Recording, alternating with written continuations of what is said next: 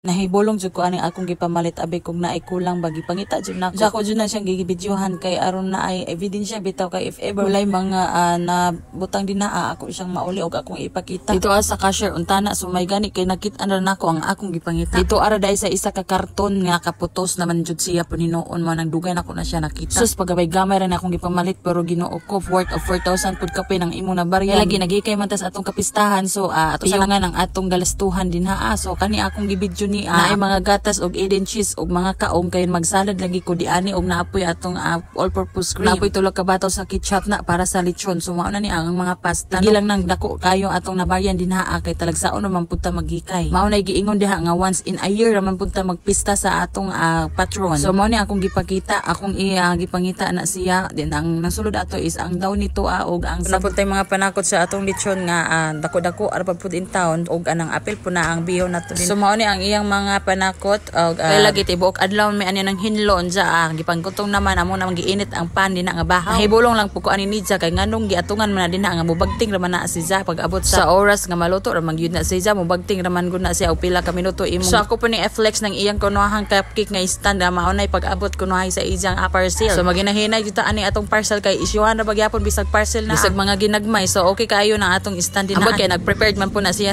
para sa birthday pohon sa iyang anak mag 3 years old po ni RB pohon. 4 days ago wala ko post sa akong mga vlog gikan sa akong account kay na busy kunuhay mi sa among fiesta kunuhay. Ngano kunuhay magyud sana naggara na nimo nang gasto nagko pero akong i-shout out akong iyaan ug uyoan og akong ang mga maaptikon og nitabang sa akong preparation para sa pista po. Kabalag no asa lagi pista man atong May 28 and then 29 so atong itsunan na diha. Magpangkaunta pa nagsa sa atong kaliwatan no? Nagpasalamat ko sa akong side kay dili jud na sila mahimo og dili makatabang so ako ang gipasalamatan akong uyo Gabi sagikan pa sila sa karyata nga layo kayong dapit ila jung gibiyahe tungod kay makaani lang jud. Feel nako nga special jud ako dai tinuhay nila char. Nagpalipayon taon ko og dako kay wa ko nagliso sa among kapistahan og sa pag-prepare ni aning akong mga hikayon para sa pista pagkaugma and then mao ni akong vlog na dayon aron pod na atay i-content og i-post sa atong page. So mao na ni ang katumanan ato nang gilitsyon ang atong karning baboy din na bahalag dako na siyang timbang diha sa yunan ka 88 ka kilos na then I decided nga ilitsyon lang jud na siya kay wa naman ta nakapanamanit og panakot nato pa ang tadaron so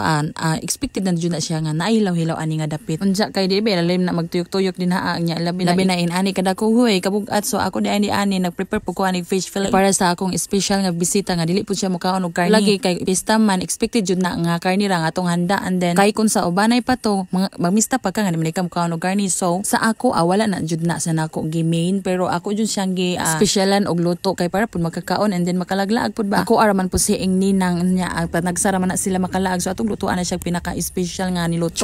Dili na siya gara-gara oy bitaw oy love na mo nang among ninang. Bisag unsa ko kamaldita unsa kangilad sa lain tao ang siya andam siya nga modawat nako mura kung iya kong anak ug ako apo siya gituring nga inahan. Mao jud na ang akong naa sa dughan dili lang jud ka ingon kay kinahanglan kay nangyahanglan ka imong i-close. No way, I'm not kind of that person. Nga tarungon lang ka kay naangihanlan kaniya so gikan pa na sa akong pagkadaga ila na mo kay tungod pod sa among religion. So ana naluto na ila nagidayungan for the 5 hours naluto na siya. So mao na sunod pista dili na ta maglitsyon anang dinagka kay tan-awa nang o diba nagkamalisod na siya kay nabugatan unsa ang lulubot sa baboy kay ato ana hiwid na dito tumoy. Maadyo ko na kini akong mga uyuan kay supported kaayo unya na adjud sila mintin sa akong kiliran bahalag inon ko nila nga liwat jukos mga salino nga side sa akong sa inahan o karon o mao ni akong ipasigarbo nga mabuutan ang mga salino na ay pagka-istrikto pero in proper way. So mao nang sure ninyo ang tao nga deserve mo miingon nga ngilad make sure nga dili pud mo ngilad kanang tarong mo pud mo ba kay maulawan baya pud ta dili tanan tao nga perfect og dili pud tanan tao buutan. Ay uban nagpabuutan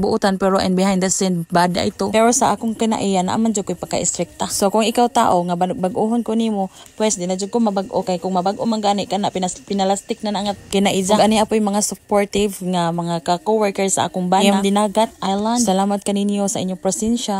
Kay lagi kay medyo dagan-dagan man tag mga sobra sa atong gihi kay atong pista. So pagkaugma ni ini ako silang giligo sa suba maayo na lamang. Bisag mga talagsaon na sila makaari diri makasori-sori pud na siya sa atong kinakusgan dinhi sa Eliezer River Tugnaw. Og swerte kaayo mi kay wala mi niya gipabayad diri sa ilang cottage. Kay taga diri ara man gud pud si pero bayaran unta nako kay maayo na lamang pud makatabang-tabang pero salamat kayo ni Tatay Billy kay gi-free ra mi niya sa aning cottage. So kung gustohon ninyo nga maligo kaning naa dool-dool ari na mo din mga ligo na ta kay summer is real na banta. karon. Ma-injure biya puta ding langoy-langoy bisag mabaw ra kaayo. So dagan kayo kaliguan magpili ra kag asa kadapit nga tungod. Medyo lubog-lubog ang suba kay naguwan anang gabi. So before day nato i-end atong video ato sa ni i-shout out si Ma'am Geraldine Estampa. Hello ma'am.